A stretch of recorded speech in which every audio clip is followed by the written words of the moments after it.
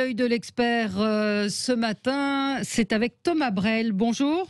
Bonjour. Vous êtes arboriste et grimpeur. Alors, si je dis que vous êtes l'homme qui montait dans les arbres pour empêcher qu'on les coupe, peut-être qu'on vous situera un petit peu mieux. Vous vous êtes illustré en grimpant dans les arbres devant le ministère de l'écologie.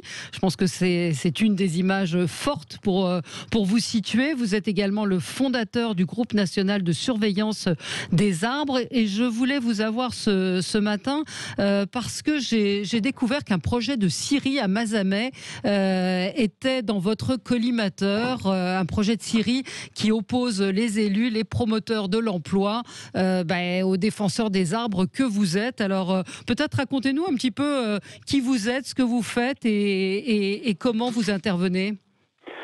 Alors, en fait, il faut savoir qu'aujourd'hui, je vais parler au nom du collectif de la Vallée du Toré, que nous avons formé depuis peu, suite à quelque chose qui était en train de se faire qui n'était pas du tout dans la transparence par la mairie de Mazamet, concernant la venue de d'une méga scierie qui va impacter 70 hectares de terres agricoles sur la Vallée du Toré, donc dans le Tarn. Et donc on a eu un rendez-vous hier avec monsieur Olivier Fabre, le maire, et il est donc lui, la seule corde qu'il peut tirer aujourd'hui, c'est la corde de l'emploi, et en fait il annonce 200 emplois. Alors ça fluctue depuis, on est passé de 250 emplois, là on est redescendu à 200, et donc on a eu un communiqué aussi du rugby club de Mazamet qui annonce lui 100 emplois. Donc en fait on ne sait plus très bien.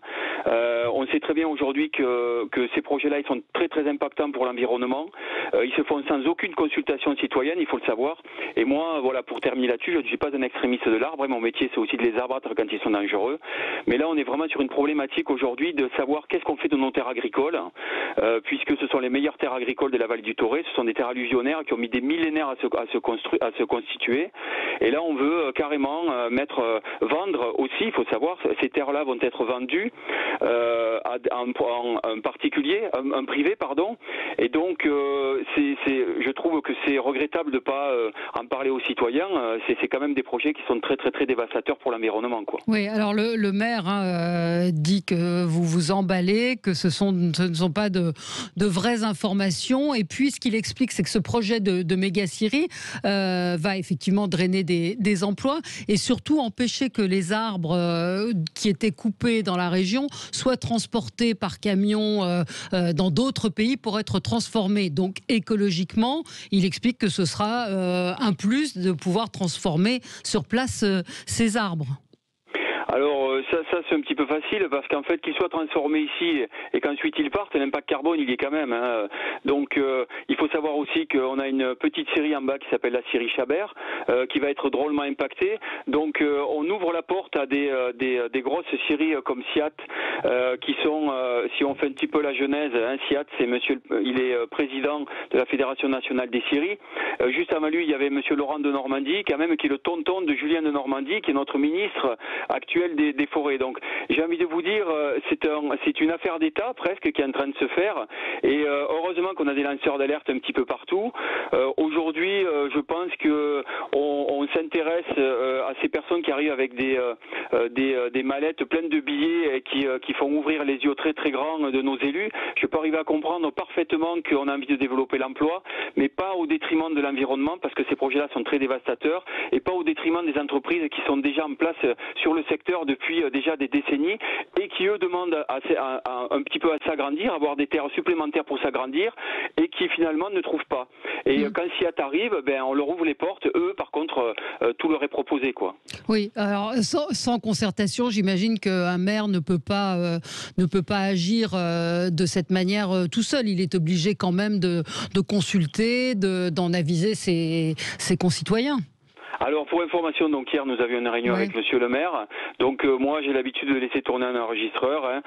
J'ai tout dans la boîte. Donc monsieur le maire a dit clairement qu'il avait tous les pleins pouvoirs et qu'en fait il proposerait le projet aux citoyens une fois qu'il serait ficelé. Donc j'appelle pas ça de la démocratie, surtout pour un impact aussi important sur des terres agricoles. Moi j'estime qu'on doit être informé de tout ce qui se passe et heureusement que nous l'avons découvert puisque ce soir se signe à Saint-Amand-Val-Thoré les 40 hectares si la vente des terrains vont être accordés à SIAT. Donc c'est 40 hectares qui vont être cumulés aux 30 hectares de Mazamet, donc qui vont nous faire 70 hectares de terres agricoles. Alors je voulais que vous nous parliez un petit peu de votre action, à vous, de grimper dans les arbres pour empêcher qu'on les abatte. Vous disiez, je ne m'oppose pas quand un arbre n'est pas en bonne santé, c'est vrai ? Ah non, du tout. Mon métier, c'est de sécuriser les lieux. Moi, je travaille en milieu urbain, donc je n'ai aucun problème à abattre un arbre quand il est dangereux. Je n'ai aucun problème avec le bois. Vous voyez, l'intérieur derrière chez moi, c'est en bois, il n'y a pas de souci. Et je me chauffe au bois, vous voyez. Donc, je veux dire, si on pense que je suis un extrémiste du bois, il n'y a aucun problème là-dessus. Par contre, oui, quand des projets comme ceux-là vont impacter grandement nos forêts, on connaît la problématique des coupes rases. Oui, là, bien entendu. En plus de ça, c'est la porte ouverte aux propriétaires qui ont des feuillus à déforester en sachant qu'une entreprise comme SIAT est implantée ici et justement à continuer à implanter du Douglas, mais le Douglas ce ne sont pas des forêts. Le Douglas ce sont des arbres qui ressemblent un petit peu à des sapins, mais ce ne sont pas des forêts, ce sont des plantations. Et dans les plantations, il n'y a aucune biodiversité. On est en train de perdre toute la biodiversité dans nos forêts. La biodiversité, elle est dans les vieux arbres. Les plantations de Douglas ont une durée de vie de 30 et 40 ans. Ensuite, on les prélève. Aucun oiseau ne peut nicher à l'intérieur. Il n'y a aucune biodiversité dans les forêts de Douglas. Voilà. Qu'est-ce qu'on peut faire d'une manière générale pour les arbres? J'ai appris récemment qu'ils n'étaient absolument pas protégés, comme peuvent l'être des monuments historiques. C'est-à-dire que les arbres remarquables, si un préfet et un maire décident de les abattre, eh bien ils le seront. Alors là, pour information, on est en train de détricoter l'article L350-3 du Code de l'environnement, il faut quand même le savoir. L'article de loi que j'ai mis en avant quand j'étais perché pendant 28 jours devant le ministère de la Transition écologique. Tout ça parce que en fait, c'est en train de déranger aussi les entreprises du BTP. C'est tellement plus facile dans les villes de couper les arbres et de refaire les trottoirs, les avenues, plutôt que d'essayer de passer autour des arbres qui sont déjà en place. Ce qu'on n'a pas arrivé à comprendre aujourd'hui, c'est qu'un arbre, ça met très très longtemps à pousser et qu'en fait, quand vous voyez une feuille, eh bien c'est de la captation de carbone et en fait le fait d'abattre un gros arbre et de dire qu'on en replante 3 petits, eh bien on n'a pas la surface foliaire qu'un gros arbre peut nous donner et en fait on perd cette captation de carbone. S'il fait chaud aujourd'hui, c'est pas compliqué sur la planète, c'est parce qu'on a un déficit d'arbres. Et ça, je pense que plus ça va avancer et plus on va arriver à le comprendre, et quand on atteindra des températures de 50 degrés, eh bien peut-être que là il sera trop tard parce que le cercle est engagé, c'est une spirale infernale, voilà. D'accord. Et donc là, vous attendez quoi pour ce projet de scierie à Mazamet? Qu'est-ce que vous avez lancé une pétition? C'est quoi la suite de ce qui peut se passer? Alors la suite de ce qui peut se passer, elle est simple, c'est que là il y a une pétition qui a été lancée sur change.org. Il y a donc une page Facebook collectif de la vallée du Torrey. Je vous invite à aller voir, parce qu'en fait ce genre de méga scierie, c'est pas la première fois que ça a essayé de s'implanter. On a essayé de les implanter dans le Morvan, avec l'association Canopée qui s'est aussi défendue là-dessus. On est en train d'essayer d'en implanter une dans les Pyrénées, une multinationale italienne qui veut s'implanter, qui veut surexploiter l'intégralité des Pyrénées, quand même, il faut le savoir. Donc attention, parce que c'est très dévastateur, et on peut bien entendu nous rejoindre sur l'adresse mail collectif-vallée-du-Torrey@protonmail.com.